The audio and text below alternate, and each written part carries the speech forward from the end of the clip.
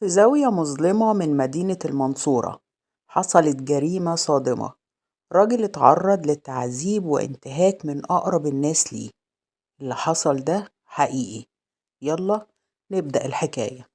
اسمه سالم، عيل صغير من المنصورة، اتربى على كلمة اعتمد على نفسك.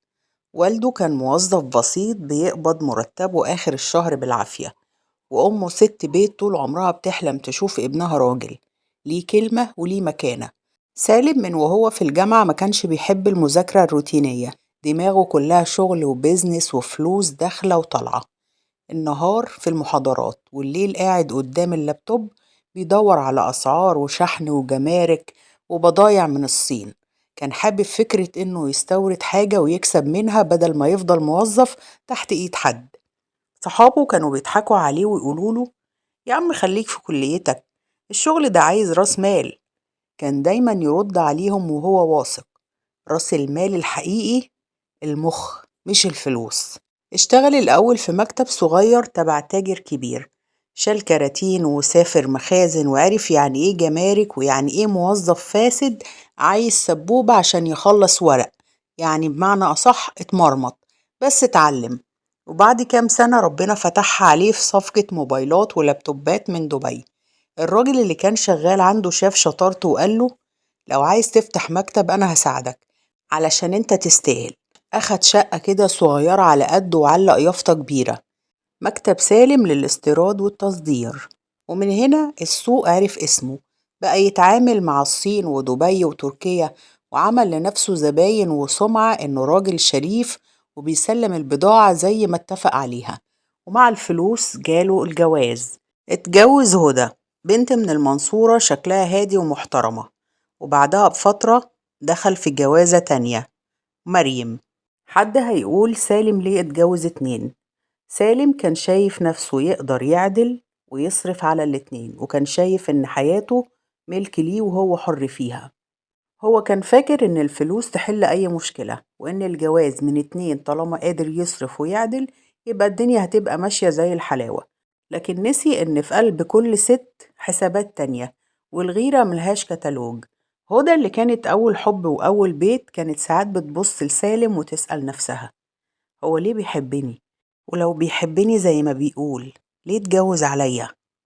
أما بقى مريم اللي دخلت حياته بعد ما اسمه لمع، كانت شايفة إن هي الأحلى والأشيك والأجدد، وكانت مستنية اللحظة اللي تبقى فيها هي الأولى والأخيرة. سالم بقى في الوسط بينهم بين نارين: لو قعد عند دي يومين التانية تولع، ولو بات عند التانية يومين الأولى تولع وتقلب وشها وتقلب الدنيا عليه. وفي مرة يوم جمعة عمل لهم عزومة في البيت الكبير وقال لنفسه: أجمعهم وأعمل لهم جو يمكن القلوب تلين. لكن اللي حصل: النار ولعت. هدى كانت بتبص لمريم من فوق لتحت، ومريم كانت بتفرس هدى كأنها بتعد شعر راسها. قامت مريم ترمي جملة كده على السريع: على فكرة يا سالم، الراجل اللي بيتجوز اتنين لازم يبقى عادل، مش بيقعد عند واحدة أكتر من التانية. هدى قامت وقفت ومسكت الكوباية بالعافية: العدل مش بالمبيت، العدل باللي في القلب. ولا ايه يا سالم؟ سالم اتشد بين الاتنين وحس ان الصوت بيعلى. قال لهم: يا جماعة احنا جايين ناكل وننبسط، ايه اللي انتوا بتقولوه ده؟ لكن الست لما غيرتها بتولع عمرها ما بتسمع. ومع الوقت الغيرة بقت شك، والشك بقى مراقبة، وبقت كل واحدة عايزة تعرف سالم بيروح فين وبيجي منين وبيكلم مين، واللي بيسافر لهم دول ستات ولا شغل فعلا. ومع كل خناقة بين هدى ومريم بقى البيت زي القنبلة ممكن تنفجر في أي لحظة. كل واحدة فيهم عايزة تثبت إنها الأهم وإنها الأولى وإنها تستاهل. وسالم بدل ما يبقى القائد اللي يهدي كان ساعات يميل لواحدة أكتر، يمكن عشان مزاجه أو يمكن عشان كلامها أحلى، والتانية كان دمها بيتحرق. ومع الوقت الغيرة بقت سم، كل واحدة بقت تشوف التانية عدو مش ضرة، وبدأ الشك يتحول لتفكير مؤذي: ليه يبقى مبسوط؟ وليه يبقى ناجح؟ وليه يعمل اللي هو عايزه؟ المشاحنات كانت بتزيد بينهم لأنه هو جمع بين الاتنين وقعدهم في فيلا واحدة. ومن أول النهار والبيت بيغلي، سالم رجع من السوق وشه تعبان ومرهق. أول ما دخل لقى مراته الأولى مستنياه وإيديها في وسطها، وقبل ما يبلع ريقه التانية طلعت من الأوضة شعرها منكوش ووشها مقلوب. الأولى قالت له: أنت جيت إمتى؟ ما كنت ناوي تبات بره ولا إيه؟ وقبل ما تخلص الجملة كانت التانية لحقاها: لو ناوي تبات بره بقى قول لنا، أهو على الأقل نعمل حسابنا. سالم مسك راسه وحس إن ودانه هتنفجر. إيه؟ مالكو؟ ناقص تهجموا عليا في إيه؟ لكن الستات اليوم ده ما كانوش عايزين أي هدنة. الأولى بدأت ترمي كلام للتانية: هي بتقعد ترغي في ودانك ولا إيه؟ من يوم ما دخلت البيت وأنا حظي اتقلب. التانية ردت عليها بضربة قاضية: لا يا حبيبتي، الحظ اتقلب من يوم ما اتجوزك انتي. هو لو شاف خير فيكي ما كانش دخل عليكي غيرك. سالم اتجنن. بس كفاية قرف. حاول يفصل بينهم وخبط على الترابيزة وعلى الكوبايات اللي وقعت، والصوت زي خناقة الجيران في حارة قديمة. أنا هسيب البيت خلاص، الواحد مش عارف يعيش، إيه القرف ده؟ ولبس جزمته بسرعة وضرب الباب وخرج. سالم خرج من البيت وهو مولع. ركب العربية بتاعته ومشي ناحية السوق. طول الطريق ماسك سيجارة وبيقول بينه وبين نفسه: أنا السبب، أنا اللي جبته لنفسي. في السوق قابل اتنين من أصحابه، حسام وكامل. الاتنين واقفين على باب دكان وعيونهم دايرة على هدومه الجديدة وعربيته، وضحكتهم فيها غيرة. حسام قاله: ايه يا عم سالم، شكلك مبسوط في الجواز. كامل رد عليه صاحبه وقاله: اتنين ستات يخدموك يا عم واحنا لسه بنتمرمط. يا اخويا يا ريتكوا كنتوا مكاني، ده انا متنكد طول الوقت، بطلوا غل بقى. وسابهم ومشي راح يقعد عند بيت واحد من صحابه القدام. اما في البيت عنده الاولى والتانية قعدوا يعدوا الايام والثواني بعد ما سابهم، وما بقوش مصدقين انه قدر يسيب لهم البيت بكل بساطة كده.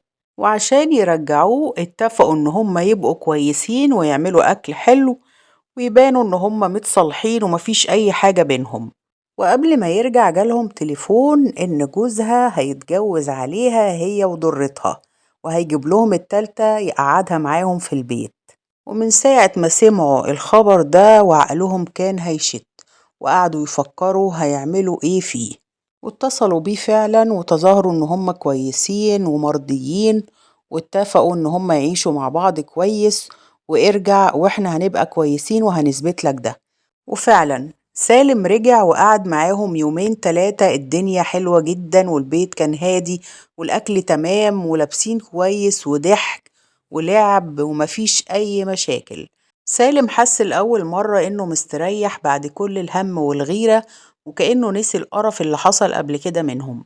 الأولى جت عليه بهدوء وقالت له: يا سالم، في عيد ميلاد صاحبتنا اللي تعرفها من السوق، هتعزمنا عشان نروح نحضر العيد ميلاد معاها، وعايزينك معانا. سالم رفع حواجبه وسألهم: عيد ميلاد؟ فين ده؟ التانية ضحكت بخبث وقالت له: مش بعيد، في منطقة هادية كده بعيد عن الزحمة. هيجهزوا نفسهم هناك وانت هتيجي معانا وكله هيبقى تمام، اهو نغير جو كده بقى ونفرفش شوية. سالم ابتسم وقال لهم: ماشي، اهو يوم نغير فيه جو فعلا ونفرح شوية. سالم تاني يوم آخر النهار ركب عربيته مع هدى ومريم، وكل الطريق بيضحكوا ويهزروا كأنه يوم عادي ومفيش أي مشكلة. وصلوا لمنطقة بعيدة عن الزحمة، شارع ضيق والبيوت مش جنب بعضها. مراته قالت له: خلاص هنركن هنا وهننزل. دخلوا فعلا الشقة والجو كان مظبوط وأكل وشرب وكل حاجة متحضرة كويس. سالم حس إنه طبيعي ومفيش حاجة غريبة، بس الستات كل شوية كانوا بيتكلموا مع بعض بهدوء، وهو مش واخد باله من أي حاجة. سالم قعد وخد كوباية الشاي وكل من الأكل اللي هم محضرينه، وضحك معاهم ومع أصحابهم وكل حاجة كانت ماشية تمام. الستات كانوا بيتحركوا حواليه وبيسهلوا الطريق عشان اللي مخططين له يحصل بكل سهولة. كل حاجة كانوا حاسبينها، مكان الجلوس وحركة الأكل والشرب، كل حاجة بتخليه مرتاح ومش واخد باله إن في تحضير لمصيبة جاية. بعد ما سالم أكل وشرب العصير اللي كانوا محضرينه اللي كان فيه مهدئ، بدأ يحس بتعب ودوخة. الستات والرجالة استغلوا اللحظة دي بسرعة، وربطوه بالحبل في مكان محدد، وبدأوا يتناوبوا عليه واحد ورا التاني بالتعذيب. ضربوه بالعصيان، وطفوا في جسمه السجاير، واعتدوا عليه جنسيا بشكل متعمد. كانوا مجهزين أدوات مختلفة، عصيان للتعذيب وأدوات للإيذاء الجسدي على أعضاء جسمه، كل حاجة محسوبة ومتظبطة مسبقا. سالم حاول يقاوم، لكن تأثير المهدئ والحبال خلاه مش قادر يتحرك ولا ياخد نفسه. الاتنين مراتاته، وكان معاهم اتنين تاني صحباتهم، ومعاهم 3 رجالة، كلهم كانوا متفقين يتناوبوا عليه واحد ورا التاني، يضربوه بالعصيان ويعتدوا عليه جسديا، ويطفوا السجاير على جسمه. وكانوا بيصوروه وهم بيهتكوا عرضه، وكمان خلوه يمضي على شيكات وعلى كمبيالات، كل ده وهو مغصوب وتحت التهديد. سالم حاول يحرك ايده ورجله، حاول يشيل الحبل، لكن كل محاولة كانت بتخليهم يزودوا عليه الضرب والتعذيب. وبعد وقت من التعذيب بدأ سالم يحس بفرصة صغيرة للهروب. استنى لما الرجالة والستات كانوا مركزين مع بعض، واستغل اللحظة دي وقام يجري من مكانه وفلت من الحبال، والرجالة والستات صرخوا بسرعة وحاولوا يمسكوه، لكن سالم كان مصمم إنه ينجي بأي طريقة. لكن للأسف معرفش، وحاول يهرب أكتر من مرة. كل مرة الرجالة والستات كانوا أسرع منه، وكانوا بيسيطروا عليه، ما كانش قادر يتحرك بحرية. بعد يومين من التعذيب المستمر وهو منهك تماما وتعبان جدا، الستات والرجالة حضروا الأكل وسابوه مرمي على الأرض. لكن محمد جمع كل قواه اللي فاضلة فيه، وركز على الشباك اللي مفتوح في الدور التاني اللي هم خاطفينه فيه، واستنى اللحظة المناسبة. وفي لحظة واحدة الستات والرجالة سهيوا عنه، وبدأ الهجوم ونط جري من الشباك. الحظ ساعده إنهم كانوا في الدور التاني، فقدر ينط بأمان، وده خلاه ينقذ نفسه في اللحظة دي. في اللحظة اللي نط فيها سالم من الشباك، الستات والرجالة ارتبكوا جدا، وطلعوا يجروا جوه الشقة يحاولوا يمسكوه، لكن ما قدروش. خرجوا على الشارع يحاولوا يجروا، لكن سالم كان أسرع منهم وبعد عنهم، محدش قدر يمسكه، ومشي وهو متهالك من التعذيب. وبعد ما لملم نفسه جري على المحامي بتاعه، اللي أول ما شافه اتخض من اللي هو فيه، وقال له: يا ريتك تقولي مين اللي عمل فيك كده. سالم خد نفسه ولم أعصابه وقال له: مراتاتي الاتنين، واتنين من صحباتهم، و3 رجالة معاهم. المحامي مسكتش لحظة وقال له: تمام، يلا بينا على اسم الشرطة دلوقتي، هنقدم بلاغ فورا. سالم ركب مع المحامي واتجهوا فعلا على الاسم مباشرة، ودي كانت أول خطوة رسمية لبدء التحقيقات ضد كل المتهمين. لما وصل سالم للنيابة سألوه واستجوبوه على طول، وحكى كل حاجة حصلت له بالتفصيل، من أول العصير اللي كان فيه مهدئ لحد التعذيب والاعتداءات الجسدية والجنسية اللي تعرض لها. بعد كده النيابة حولوه على المستشفى والطب الشرعي عشان يطلعوا تقرير طبي رسمي عن حالته. التقرير أكد إن سالم اتعرض لتعذيب شديد وانتهاك جسدي وجنسي واغتصاب. الشرطة بعدها أخدت سالم وبدأت تحرياتها عن مكان احتجازه.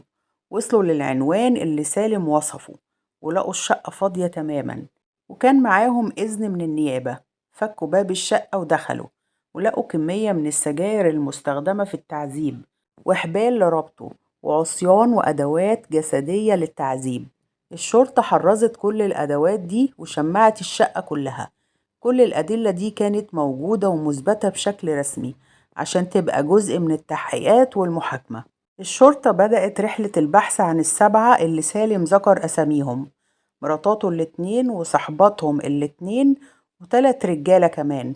المباحث كان معاها إذن ضبط وإحضار، وابتدت تلف في الأماكن اللي بيترددوا عليها، بيوت وشغل وأهالي. واحد يتقبض عليه والتاني يقع بعدها، لحد ما في الآخر ال7 وقعوا واحد ورا التاني.